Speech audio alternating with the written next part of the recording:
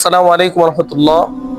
আলহামদুলিল্লাহ ওয়া কাফা ওয়া সালামুন আলা ইবাদিহিল্লাযিনা আসতাফা, আম্মা বা'দ, ফাআউযু বিল্লাহি মিনাশ শাইতানির রাজীম। বিসমিল্লাহির রাহমানির রাহিম।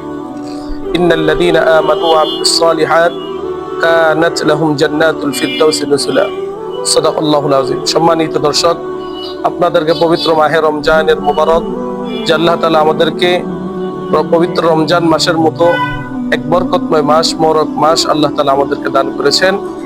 এই রমজান মাসে রোজা অবস্থায় আল্লাহ তাআলা আমাদেরকে বিভিন্ন ইবাদত আমাদেরকে করার জন্য আল্লাহ রাসূল সাল্লাল্লাহু আলাইহি সাল্লাম উৎসাহিত করেছেন।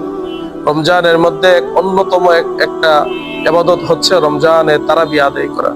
আল্লাহ নবী সাল্লাল্লাহু আলাইহি সাল্লাম বলেন, মান কামা রমাদান ঈমানাও ওয়া ইহতিসাবান গুফিরা লাহু মা তাকাদ্দামা মিন যামবি।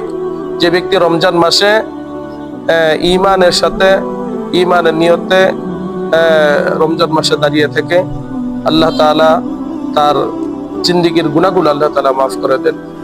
সম্মানিত দর্শক, রমজান মাসে গুরুত্বপূর্ণ ইবাদতের মধ্যে আরেকটি অন্যতম ইবাদত হচ্ছে তারাবির নামাজ আদায় করা। তারাবি নামাজকে আল্লাহ রাসূল সাল্লাল্লাহু আলাইহি সাল্লাম সুন্নত হিসেবে বলেছেন। এই উম্মতের জন্য তারাবি নামাজ আদায় করা অত্যন্ত খুব জরুরি। কিন্তু আমাদের মধ্যে দেখা যায় এই তারাবি অতিরিক্ত একটা নামাজ রমজান মাসের জন্য আল্লাহ তাআলা খাস করেছেন। এই তারাবির জন্য আমরা আলহামদুলিল্লাহ রমজানের প্রথম দিক থেকে খুব আগ্রহ থাকি, মাঝখান দিয়ে আগ্রহ কমে যায় এবং শেষের দিক দিয়ে আবার আগ্রহ বেড়ে যায়।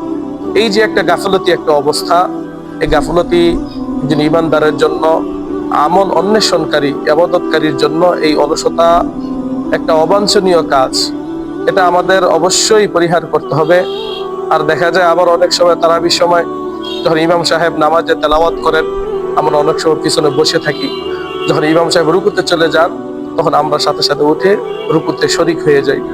এই যে এক অলসতার গাফিলতি, যার কারণে দেখা যায় অনেক সময় যে সমস্ত মসজিদগুলোতে খতমে তারাবি হয়, যে সমস্ত তারাবিতে কোরআন খতম করা হয়, নামাজে কোরআন খতম করার নেকি আর বসে বসে শুনে কোরআন খতম করার নেকি কিন্তু এক হয় না। এই যে দেখেন, আপনি হাবে সাহেবগণ তারাবিতে দাঁড়িয়ে কোরআন তেলাওয়াত করতেছে, আপনি পিছনে অলসতার সাথে বসে আছেন। এই যে সময়টুকু বসে বসে কোরআন তেলাওয়াত শুনতেছেন, কিন্তু নামাজে দাঁড়িয়ে কোরআন তেলাওয়াত শোনার নেকি বহুগুণ বৃদ্ধি হয়। এই জন্য আমরা যারা এই তারাবিতে অলসতা করি, এই অলসতা আমাদেরকে অবশ্যই পরিহার করতে হবে। তারাবি গুরুত্ব ও ইহতিমামের সাথে আদায় করতে হবে।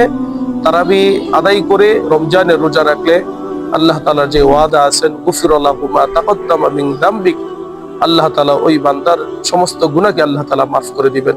এই জন্য অবশ্যই আমাদেরকে রমজানের রোজার জন্য আমাদের তারাবির গুরুত্ব দিতে হবে, তারাবি আদায় করতে হবে, অলসতা করা যাবে না। আল্লাহ তাআলা আমাদের সকলকে তারাবিতে গুরুত্ব সহকারে তারাবি আদায় করার, অলসতা বাদ দেওয়ার তৌফিক দান করুক। আল্লাহ তাআলা আমাদের সকলকে রমজানের প্রত্যেকটি ইবাদত গুরুত্ব সহকারে ইহতিমামের সাথে আদায় করার তৌফিক দান করুক। এই সংবাদটুকু আপনি প্রচার করেন। আপনার প্রচারের মাধ্যমে অন্য কোনো মুসলমান যদি এই কথার উপর আমল করে, ওই ব্যক্তি আমল করে যে নেকি অর্জন করবে, আল্লাহ তাআলা আপনাকেও সেই নেকির একটি অংশ, একটি ভাগ আল্লাহ তাআলা আপনাকে দান করবেন। এই জন্য আপনি এই কথাগুলো প্রচার করেন। আল্লাহ তাআলা আমাদের সকলকে এই কথাগুলোর উপর আমল করার তৌফিক দান করুক। ওয়া আখির দাওয়ানা আনিল হামদুলিল্লাহি রাব্বিল আলামিন। আসসালামু আলাইকুম ওয়া রাহমাতুল্লাহি ওয়া বারাকাতুহু।